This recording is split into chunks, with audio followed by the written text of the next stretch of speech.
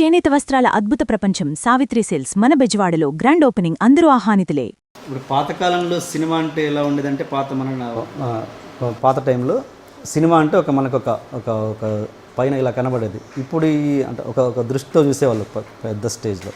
ఇప్పుడు ఏంటి పరిస్థితి, సినిమా అంటే ఎవడైనా తీస్తున్నాడు. కొంచెం కాస్ట్లీ మొబైల్ జేబులో ఉన్నోడు చాలు, ఒక జేబులో ఒక 1000 రూపాయలు ఉంటే చాలు సినిమాలు తీసేస్తున్నారు. అంటే ఇది ఎందుకు వచ్చింది, డిజిటలైజేషన్ అవ్వడం వల్ల వచ్చింది. అంటే ఇది అవ్వడం అన్నది ఇండస్ట్రీకి ఎంతవరకు ప్లస్సా మైనసా? అంటే దీనివల్ల ఏంటంటే కొత్త అసలు అవగాహన లేకుండా కేవలం ఉత్సాహం మాత్రం ఉంటుంది తప్పించి అవగాహన ఏమాత్రం లేకుండా దూకేస్తున్నారు. ఆ ప్రొడ్యూసర్ ఏదో లాస్ అవుతున్నాడు, కథ బాగాలేకుండా ఇలా థియేటర్ కూడా రిలీజ్కి నోచుకోవట్లేదు. ఒకవేళ రిలీజ్ అయినా 2-3 రోజులు ఆగిపోతుంది. దీనివల్ల మళ్ళీ కొత్త ప్రొడ్యూసర్స్ వస్తున్నారు, రావడం మాత్రం ఆగిపోవట్లేదు ఎక్కడ. సో దీనివల్ల అసలు ఇండస్ట్రీకి ఏంటి అసలు దీని సొల్యూషన్ ఏంటి అసలు? సొల్యూషన్ ఏంటంటే అండి, ఇప్పుడు నాన్ థింకింగ్ సినిమా ఉంది. అంటే బ్రెయిన్ ఎక్కువ వాడకుండా తీసేస్తున్నారు సినిమాలు. ఆడియన్స్ కూడా ఎక్కువ వాడకుండా చూసేస్తున్నారు. సో అంటే కనెక్ట్ అవ్వట్లేదు. Emotional connection between audience and cinema ఉంది చూసారా, అది లేదు. ఆ ఎమోషనల్ కనెక్ట్ రావాలంటే బాగా తెలివిగా రాయాలి సినిమా, ఫీల్ ఎక్కువ ఉండాలి. అది కాకుండా అది కష్టం కాబట్టి కామెడీగా రాసేస్తున్నారు. కామెడీకి ఎమోషనల్ కనెక్ట్ అక్కర్లా. దానివల్ల ఏమవుతుందంటే anybody can write comedy, anybody can become a film maker. అది ఇప్పుడు ప్రస్తుత పరిస్థితి. ఎప్పుడైతే మీకు అవతార్ లాంటి సినిమా ఉంది, అవతార్ అంటే you have to think, audience కూడా ఆలోచించాలి. ఇంటర్స్టెల్లార్ అని ఒక సినిమా వచ్చింది, దాంట్లో ఊరికే రఫ్ లైన్ చెప్తాను. ఒకడు భూమి మీద అంతా మొత్తం ప్లాంటేషన్ అంతా పోయింది, ఇంకొక ప్లానెట్ కనిపెట్టాలి, భూమిలాగా ఉండే ఇంకో ప్లానెట్ కనిపెట్టాలి, మొత్తం మనుషులను అక్కడ షిఫ్ట్ చేయాలని హీరోని పంపుతారు. వెళ్ళేటప్పుడు చిన్న పాప కూతురు, నేను వెళ్ళేసి వస్తానమ్మా అంటే వెళ్ళొద్దు అంటది. వచ్చేస్తా 3 monthsలో వచ్చేస్తాను అని చెప్పి రాకెట్ ఎక్కి వెళ్తే అక్కడ ప్లానెట్ కనిపిస్తుంది. ఇది కరెక్ట్గా ఇండియా మన ఎర్త్ లాగా ఉంది, మ్యాచ్ అవుద్ది అనుకుని దాంట్లోకి ఎంటర్ అవుతారు. ఎంటర్ అయినప్పుడు వాళ్ళు ఏం చెప్తారంటే అక్కడ అరగంట, భూమి మీద 7 సంవత్సరాలు. నువ్వు అరగంట అక్కడ ఉన్నావంటే ఇక్కడ 7 ఏళ్ళు దాటిపోతాయి. అంటే నీ కూతురు 7 ఏళ్ళు ఉన్న నీ కూతురు 14 ఏళ్ళు అయిపోద్ది. సో వెళ్ళి స్పీడ్గా వచ్చేయి, అరే నా కూతురికి ఇట్లా చెప్పానని వెళ్తాడు. వెళ్ళి ఎంటర్ అవుతున్నప్పుడు స్పేస్ షిప్ చెడిపోద్ది. 5-6 గంటలు ఉంటారు. 6 గంటలు అని అంటే మొత్తం 12. 6 గంటలు అంటే 12 × 7 84 ఏళ్ళు అయిపోయింది. ఇవాళ మధ్యలో ఉన్నప్పుడు అక్కడ టీవీలో చెక్ చేస్తే కూతురు ఐ హేట్ యూ అంటూ ఉంటుంది. కూతురు పెద్ద అయిపోయింది. వెనక్కి వచ్చేటప్పటికి ఇతను అంతే ఉంటాడు ఏజ్, కూతురు 90 ఏళ్ళు అమ్మాయి అయిపోయింది. మనవరాళ్ళు అందరూ వచ్చేస్తారు. హాస్పిటల్కి వెళ్తే చచ్చిపోతూ ఉంటుంది. వెళ్ళేటప్పటికి అమ్మాయి చూస్తుంది, ఫాదర్ని గుర్తుపడుతుంది, ఇద్దరు మాట్లాడుకుంటారు, ఏడుస్తాడు. వెనక్కి వచ్చేస్తా ఉంటే మొత్తం ఫ్యామిలీ వస్తారు. ఎవరైనా అంటే తెలిసిన ఆయన అని చెప్పారు. దూరంగా నిలబడి చూస్తుంటాడు. కూతురు 90 ఏళ్ళు, 35 ఏళ్ళు. అది ఫీలు ఉంటుంది, టెక్నాలజీ ఉంటుంది, అడ్వాన్స్డ్ ఉంటుంది. అంటే మనం ఆలోచించాలి సినిమా చూసేటప్పుడు. అటువంటి సినిమాలు రావట్లే మనకి. అంటే నాన్ థింకింగ్ సినిమా తెలుగులో రావట్లేదండి, బాలీవుడ్లో వస్తున్నాయి, తమిళ్లో వస్తున్నాయి, అన్ని లాంగ్వేజ్లో, ఈవెన్ కన్నడలో వస్తున్నాయి, మలయాళంలో వస్తున్నాయి, తెలుగులో రావట్లే. మనం ఎక్కడో కామెడీ ట్రాక్, సెకండ్ హాఫ్లో కామెడీ ట్రాక్ దగ్గర అయిపోయింది తెలుగు సినిమా. ఇప్పుడు నేను ఇది చెప్పాను, నువ్వేం బీకేవు అని నన్ను అడుగుతారు. ఇది గుచ్చటం బాగా అలవాటైపోయింది. ఇంటర్నెట్ టెక్నాలజీ వచ్చినాక తెలుగులో బేసిక్గా అందరూ పక్కన ఉన్న గుచ్చటం బాగా వచ్చింది. పోనీ వీడు ఆలోచించి ఏమైనా తయారు చేస్తాడు, నాకంటే మంచిది రాయి చూద్దాం, ఎవడు రాయడు. గుచ్చటం ఈజీ కదా, ఆలోచిస్తే అక్కర్లా. నువ్వు చేసిన తప్పు, తేజ ఎక్కువ మాట్లాడుతున్నాడు, వీడు ఎదవా, ఆడు దరిద్రుడు, ఇట్టా మాత్రం రాయగలరు కామెంట్లు. ఇంటెలిజెంట్ ఎందుకు రాయలేరు? ఎందుకంటే తెలివిగలవాడు ఎవరు టైం వేస్ట్ చేయరు. ఫేస్బుక్ దగ్గర కూర్చొని మీడియాకర్ బ్రెయిన్స్ కూర్చుని కొట్టేస్తుంటారు. బిల్ గేట్స్ కూర్చొని కొడుతుంటాడండి ఫేస్బుక్లో, కొట్టాడు. ఎప్పుడో ఒక్కసారి ఐస్ బకెట్ ఛాలెంజ్ అని ఒకటి పెట్టాడు, ప్రపంచం అంతా ఫాలో అయ్యారు. మళ్ళీ అతను ఏమైనా చేశాడా? చేయలే. 1 year ఫాలో అయ్యారు ఏఎల్ఎస్ మీద. మనకి మీడియాక్రిటీ ఏమైపోయిందంటే, మీడియాక్రిటీని తెలుగులో ఏమంటారు కరెక్ట్గా తెలియదు, యావరేజ్ థింకర్స్ అన్నమాట. ఇది ఎక్కువ ఉంటుంది ప్రపంచంలో. ఆ మీడియాక్రిటీ తెలుగు సినిమాలో యాజ్ ఇట్ ఈస్ పాతుకుపోయింది. ఇప్పుడు నేను ఇంటెలిజెంట్, నేను గ్రేట్ అంటలా. మీరు ఎట్లా తేజ సినిమా రాంగ్ గేయింగ్ అనటానికి మీకు ఎట్లా ఎలిజిబిలిటీ లేదో, నేను ఇప్పుడు ఉండే సినిమా అనేదానికి నేను హిట్లు తీపినా నాకు ఎలిజిబిలిటీ ఉంది.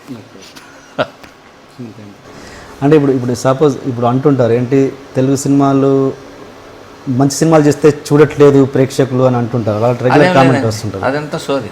అంతే కదా, మంచి సినిమా చేస్తే డెఫినెట్ చూస్తారు. అంటే బాలీవుడ్ సినిమాలు మన వాళ్ళగా చూస్తున్నారు, తమిళ సినిమాలు మన వాళ్ళే చూస్తున్నారు కదా, మరి ఎందుకు మరి అలాంటి రిలీజేషన్ ఎందుకు రావట్లేదు? మళ్ళీ దాని బట్టి పడుతున్నారు. ఇట్లా తెలుగులో తీసేవాడితే తప్పు, తీయడానికి ధైర్యం సరిపోవట్లేదా ఈ కమర్షియల్ డైరెక్టర్లకి? ఏంటి ఎక్కడ ప్రాబ్లమ్? Non thinking. అదే చెప్పాక నాన్ థింకింగ్ కూడా కాదేమో అసలు. ధైర్యం అంటే మళ్ళీ ఎక్కడ అలాంటికి వెళ్తే నా లైఫ్ ఆగిపోద్దు. ఇప్పుడు మీకు ఒక ఎగ్జాంపుల్ చెప్తా.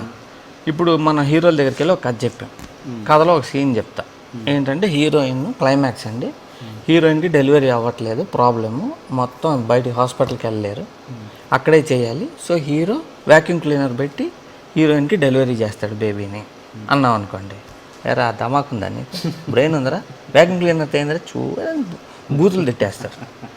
3 Idiots రిలీజ్ అయింది అనుకోండి, చూసేసి వచ్చి అట్టా ఎందుకంటే ఆలోచించరా అంటారు అక్కడ.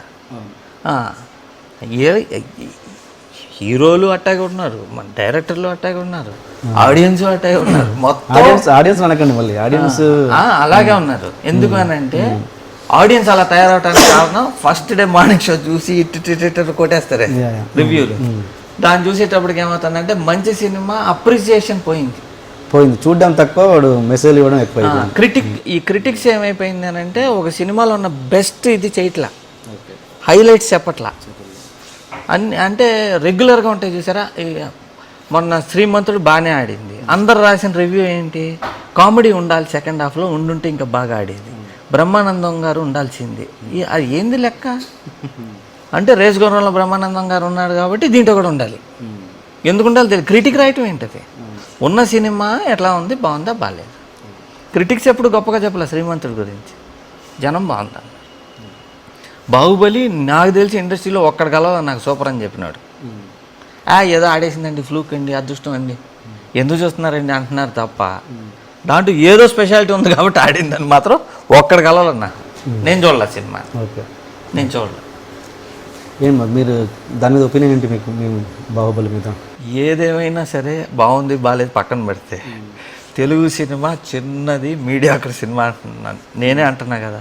ఈ సినిమాని ఇంటర్నేషనల్ లెవెల్కి తీసుకెళ్ళింది, భయంకరమైన డబ్బులు తీసుకొచ్చింది, ప్రపంచంలో అందరూ చూసి మోల్డ్ డబ్బులు ఇచ్చారు తెలుగు వాళ్ళకి, ఇంతకంటే ఏం కావాలి.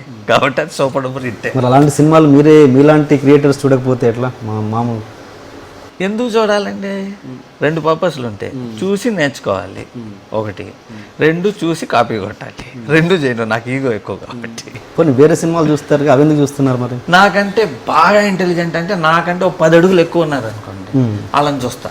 ఓకే, రాజమౌళి మీకంటే ఇంటెలిజెంట్ కాదనా మీ ఉద్దేశం? ఇంటెలిజెంట్ నేను చూడలేదు కానీ నేను చెప్పలేనుగా. అంటే గత సినిమాలను చూసుంటారుగా? నేను ఏది చూడలేదు ఇప్పటివరకు. ఓకే, మీరు బాగా నచ్చిన తెలుగు డైరెక్టర్ ఎవరు తెలుగులో? శివ తీసిన రామ్ గోపాల్ వర్మ ఇష్టం అండి నాకు, క్లియర్గా అండర్లైన్ చేసి చెప్పా. ఓకే, క్షణం తీసిన రామ్ గోపాల్ వర్మ ఇష్టం. దాసర్ గారు కొన్ని సినిమాలు. ఇప్పటి జనరేషన్ డైరెక్టర్లు, ఇప్పటి జనరేషన్ నేను ఎక్కువ చూడలేదు. అసలు ఒకరు పొరపాటునన్నా ఇంట్లో వెళ్తే పిల్లలు చూస్తున్నప్పుడు మీరు దృష్టి పడ్డమో ఏదో విధంగా చూస్తుంటారు కదా సినిమాలు? నిజాయితీగా చెప్పండి. నిజాయితీగా చెప్పలేకపోతున్నాను, ఎవడు నచ్చలేదు. నచ్చితే చెప్తా, ఎంత ఆలోచించినా రావట్లేదంటే. మీ ఫ్రెండ్స్ సర్కిల్ ఎట్లీస్ట్ కృష్ణవంశీ గారు? కృష్ణవంశీ ఇప్పుడు వాళ్ళందరూ నా ఫ్రెండ్స్, నాకు ఇష్టం. వివి వినాయక్ అంటే నా ఫ్రెండ్, ఆయన సినిమా ఎట్టున్నా నాకు బాగా ఆడాలని ఉంటుంది. కృష్ణవంశీ నా ఫ్రెండ్, ఆడాలని ఉంటుంది నాకు. రాజమౌళి మంచోడు, అసలు ఆయన ఆడాలనే ఉంటుంది, నాకు ఆడకూడదని ఉంటుంది. మర్చిపోయి మీరు ఆ మధ్య మహేష్ బాబు 1 చూసి చాలా బాగుంది. సుకుమార్ మంచి మేకర్ మరి చెప్పాలి కదండి మీరు. అలాంటి చెప్తే ఇప్పుడు మీరు అందరు మళ్ళీ ఇప్పుడు ఇంటర్వ్యూతో మళ్ళీ శత్రువులను వెనకేసుకుంటారు, నా సినిమాలు చూడట్లేదు అయినా అని. సుకుమార్ మంచి maker, he tried something 100% love కానీ అవి. చిరంజీవి గారు 150 సినిమా తీస్తున్నారు కదా, సపోజ్ అందరినీ పక్కన పెట్టేసి తేజ గారు మీతో నాకు 150 సినిమా అన్నారు అనుకోండి, నేను చేయను. రియాక్షన్ ఏంటి? నేను చేయను, ఆయన రాడు. వాస్తవంలో ఉందా నన్ను అడగదు ఆయన. ఫస్ట్ సపోజ్ అడిగి ఉంటే ఏంటి మీ ఆన్సర్? నేను చేయను. అడగడం ఒకవేళ పొరపాటున బై మిస్టేక్ అడిగితే నేను చేయను. ఏంటి రీజన్ ఏంటి? నేను చేయలేను. నేను అంటే ఏంటి కారణాలు ఏంటి? అమ్మో ఆ లెవెల్ మన వల్ల కాదు. అంటే ఆ లెవెల్ అంటే దానికి అంటే అంత స్టార్స్ని మీరు డీల్ చేయరా, లేకపోతే చేయలేరా, లేకపోతే అంటే వాళ్ళకి ఆల్రెడీ ఒక డై ఉంటుంది, ఒక అచ్చు వేసేసి ఉంటారు. ఓకే. ఆ డైలో ఏముంటాయి అంటే ఇన్ని పాటలు ఉంటాయి, ఇన్ని ఫైట్లు ఉంటాయి, ఇటువంటి సీన్లు ఉండాలి, ఇంత కామెడీ ఉండాలని ఒక డై వేసేసి ఉంటారు. దాంట్లో ఇరికించాలి మనం. ఓకే. లేదు రీమేక్ తీసుకొచ్చి చేయాలి. అట్లా కుదరదు అసలు, నేను చేయలేను. నేను I'm a free spirit. Okay. నా ఆత్మ ఫ్రీగా ఉండాలి, ఏది చేయాలో అది నచ్చినట్టు చేయాలి, నచ్చకపోతే వదిలేయాలి. ఓకే. చిరంజీవి గారు వస్తున్నారు రంగాన్ని లేచి నుంచోవాలి, నేను అది వేరే మూడ్లో ఉంటా. నేను వస్తే ఎవరు నుంచో అక్కర్లా, నా ముందు సీరియల్ కాల్సినా నేను పట్టించుకోను. పెద్ద పెద్ద వాళ్ళు వస్తే వాళ్ళకి మర్యాద ఇవ్వాలి. మనం ఇవ్వకుండా ఏదో ఆలోచిస్తున్నామంటే వాళ్ళని ఇన్సల్ట్ చేసినట్టు. ఎందుకు చిరంజీవి గారితో మన సినిమా చేయడం ఎందుకు, వాళ్ళు బాధ పెడతామంటే వద్దు, పెద్ద నమస్తే.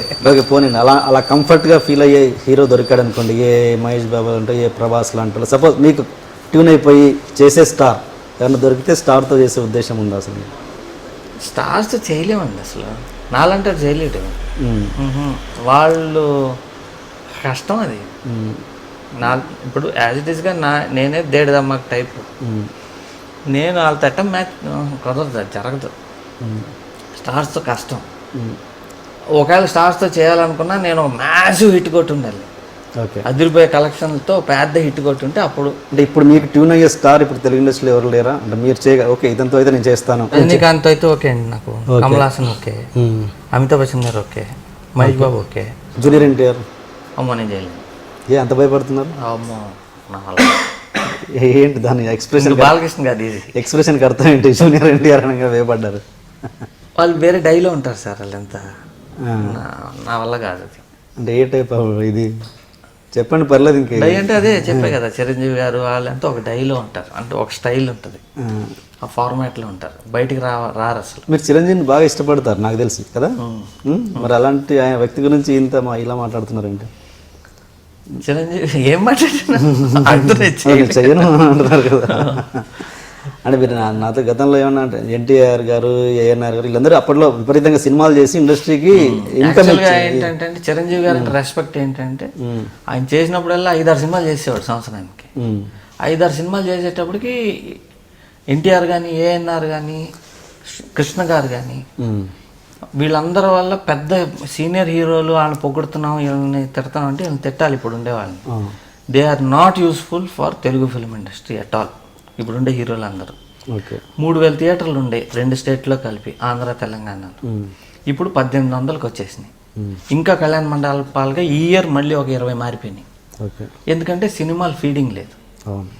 అప్పుడు ఇన్ని డబ్బింగ్ అయ్యాయి కాదు తెలుగులో, ఇంకా తెలుగు దేవదాస్ తమిళ్లో కూడా రిలీజ్ చేసేవాళ్ళు.